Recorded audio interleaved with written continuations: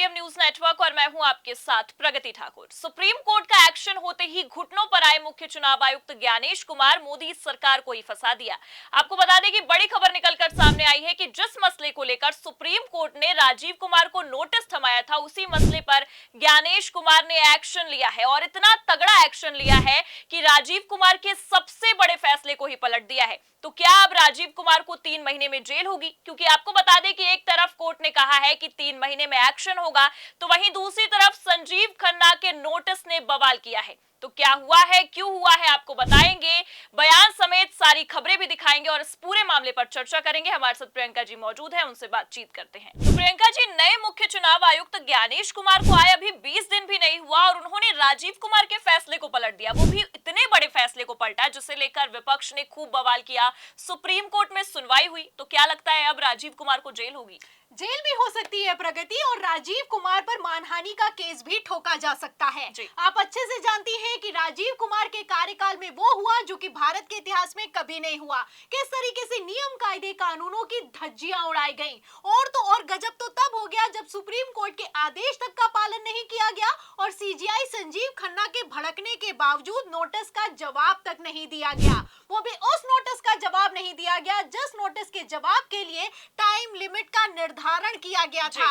आपको बता दें प्रगति, दशकों से चले आ रहे चुनाव आयोग के नियम को राजीव कुमार ने जाते जाते बदल दिया और कहा कि प्रत्येक पोलिंग बूथ पर 1200 नहीं बल्कि 1500 मतदाता मतदान करेंगे। जब ये फैसला लागू किया गया महाराष्ट्र के विधानसभा चुनावों में, तो बवाल खड़ा हो गया। विपक्ष ने भी बवाल किया और सुप्रीम कोर्ट में याचिका दाखिल की गई। जब सुप्रीम कोर्ट में याचिका दाखिल की गई तो कांग्रेस के वरिष्ठ नेता और जाने माने सीनियर वकील अभिषेक मनु सिंघवी ने जबरदस्त दलीलें दी। आपको बता दें प्रगति, इस मामले की सुनवाई सीजीआई संजीव खन्ना की तरफ से की गई और इस मामले को लेकर सीजीआई संजीव खन्ना ने खुद चुनाव आयोग से सवाल किया कि 1200 से संख्या बढ़ाकर आखिर कैसे 1500 कर दी गई है, क्योंकि अभिषेक मनु सिंघवी ने कहा कि इन लोगों ने संख्या तो बढ़ा दी है प्रत्येक पोलिंग बूथ पर, लेकिन इनके पास कोई आधार नहीं है। चुनाव आयोग ने ना अभी तक किसी तरह की कोई जनगणना की है और ना ही किसी तरह का कोई नियम निकलकर सामने आया है। अब ऐसे हालातों में कैसे मतदाताओं की संख्या को बढ़ाया जा सकता है? फिलहाल इसी को लेकर CGI Sanjeev Khanna supreme court में भड़के, और भड़के तो ऐसा भड़के कि चुनाव आयोग का जो वकील था उससे डायरेक्ट सवाल किया गया कि अगर 1500 तो तुमने संख्या कर दी है, अगर 1500 से ज्यादा आ गए तो कैसे स्थिति को संभालोगे? ईवीएम कैसे 1500 वोटों को संभाल पाएगा? इस पर चुनाव आयोग के वकील की बोलती बंद हो गई। जब जवाब नहीं दिया गया तो सीजीआई संजीव खन्ना की तरफ से नोटिस जारी किया गया, 3 हफ्तों में जवाब तलब किया गया और मैं आपको बता दूं प्रगति, 27 जनवरी की तारीख को मुकर्रर भी किया गया कि अगली सुनवाई 27 जनवरी को होगी। लेकिन अभी तक ये जवाब निकलकर सामने नहीं आया है। जनवरी भी बीत गया है, फरवरी भी बीत गया है। अब इसी को लेकर बवाल खड़ा हो गया है और बवाल इस बात को लेकर खड़ा हो गया है क्योंकि राजीव कुमार तो रिटायर हो गए हैं, लेकिन नए नवेले मुख्य चुनाव आयुक्त ज्ञानेश कुमार ने इस नियम को पलट दिया है। तो ये है बिग ब्रेकिंग, बड़ी खबर निकलकर सामने आई है और खबर का मेन पॉइंट भी यही है।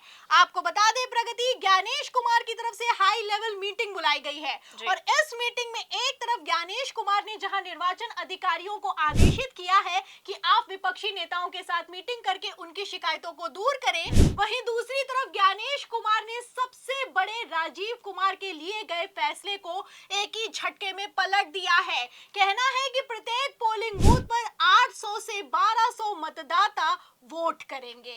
अब ये बयान निकलकर सामने आया है, ज्ञानेश कुमार ने आदेश दे दिया है और इस आदेश के बाद से बवाल मच गया है। साफ दिखाई दे रहा है कि राजीव कुमार ने एक तरफ सुप्रीम कोर्ट में जवाब नहीं दिया, दूसरी तरफ इस नियम को नहीं पलटा। ज्ञानेश कुमार ने किसी तरह का कोई जवाब तो नहीं दिया, लेकिन नियम को पलट दिया। अब नियम को पलटने से साफ होता हुआ नजर आ रहा है कि राजीव कुमार ने अपने कार्यकाल में कितना गलत फैसला लिया था। फिलहाल मैं आपको बता दूं प्रगति, महाराष्ट्र के विधानसभा चुनावों को लेकर उठा बवाल अभी भी थमने का नाम नहीं ले रहा है। एक तरफ सुप्रीम कोर्ट में सुनवाई चल रही है, सुप्रीम कोर्ट की तरफ से नोटिस जारी किया गया है, वहीं दूसरी तरफ ज्ञानेश कुमार ने फैसले को पलट दिया है। इतना ही नहीं, दिल्ली हाई कोर्ट में भी सुनवाई चल रही है। दिल्ली हाई कोर्ट में मैं आपको बता दूं सुनवाई हुई है और कांग्रेस को बड़ी जीत मिली है।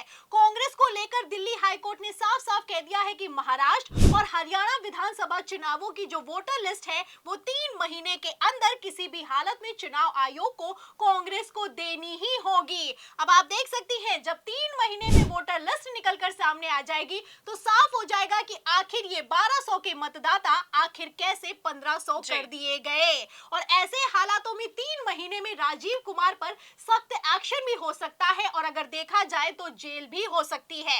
ऐसा मैं इसलिए कह रही हूं क्योंकि आप अच्छे से जानती हैं कि महाराष्ट्र के विधानसभा चुनावों में हद पार हो गई। महाराष्ट्र के विधानसभा चुनावों में 6 बजे के बाद 76 लाख से ज्यादा वोट दर्ज किए गए।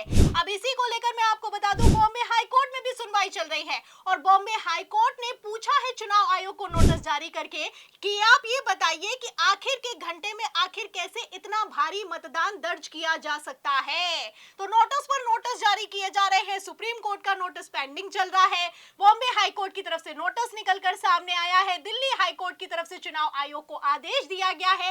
हर तरफ से चुनाव आयोग फंसता हुआ नजर आ रहा है। अब ऐसे में ज्ञानेश कुमार बेचारे क्या करे क्या ना करे समझना मुश्किल दिखाई दे रहा है क्योंकि राजीव कुमार पक्के खिलाड़ी हैं और ज्ञानेश कुमार ने तो अभी पदभार संभाला है। तो बिल्कुल सही कहा प्रियंका जी, कहीं ना कहीं अगर देखें तो ज्ञानेश कुमार सुप्रीम कोर्ट के एक नोटिस के बाद घुटनों पर आते हुए नजर आ रहे हैं और सुप्रीम कोर्ट के नोटिस के बाद फैसला पलटने को भी मजबूर हो गए हैं। तो अभी से अगर ये हाल है तो आगे क्या होगा, क्या लगता है? आगे जो होने वाला है प्रगति वो काफी से ज्यादा मुश्किल दिखाई दे रहा है क्योंकि ज्ञानेश कुमार को पूरे सिस्टम को कैसे चुनौती देकर मुख्य चुनाव आयुक्त नियुक्त किया गया है ये किसी से छुपा हुआ नहीं है। सुप्रीम कोर्ट में सुनवाई होने वाली थी लेकिन फिर भी ज्ञानेश कुमार को मुख्य चुनाव आयुक्त बना दिया गया। नेता प्रतिपक्ष राहुल गांधी ने विरोध किया लेकिन फिर भी नियुक्ति की गई है। ये नियुक्ति आनन फानन में की गई थी, तभी समझ में आ गया था कि कुछ गड़बड़ है। फिलहाल कितना गड़बड़ है आप देख सकती हैं। अब ज्ञानेश कुमार एक तरफ जहां जवाब दे रहे हैं वहीं दूसरी तरफ आप देख सकती हैं कि राजीव कुमार के ही फैसलों को पलटते हुए नजर आ रहे हैं।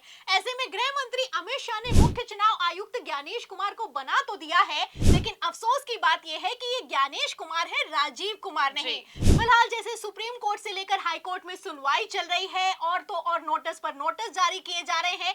ऐसे में जैसे ज्ञानेश कुमार ने ये इतना बड़ा फैसला तत्काल प्रभाव से पलट दिया है, साफ समझ में आ रहा है कि खेल फंस गया है। बिल्कुल सही कहा प्रियंका जी, खेल फंस गया है और कहीं ना कहीं अमित शाह के करीबी खेल फंसाते हुए नजर आ रहे हैं जिनको मुख्य चुनाव आयुक्त बनाने के लिए मोदी सरकार ने अपना पूरा सिस्टम लगा दिया और अब सिस्टम लगाने के बाद ऐसा लग रहा होगा कि अपने ही पैर पर कुल्हाड़ी मार ली है। आपने भी इस पूरे मामले की जानकारी दी, आपका बहुत बहुत शुक्रिया हमारे साथ जुड़ने के लिए। तो राजीव कुमार तो चले गए लेकिन ज्ञानेश कुमार फंस गए हैं। सुप्रीम कोर्ट के नोटिस का जवाब नहीं दिया जा रहा है लेकिन फैसले को जरूर पलट दिया है। तो जिस तरह से फैसले को पलटा है आपको क्या लगता है, क्या नतीजे भी पलटेंगे? अपनी राय कमेंट करके जरूर बताएं। ये बातचीत कैसी लगी लाइक और शेयर जरूर करें। चैनल पर नए हैं तो सब्सक्राइब और ज्वाइन करना भी ना भूलें। देखते रहिए 4PM न्यूज नेटवर्क। नमस्कार।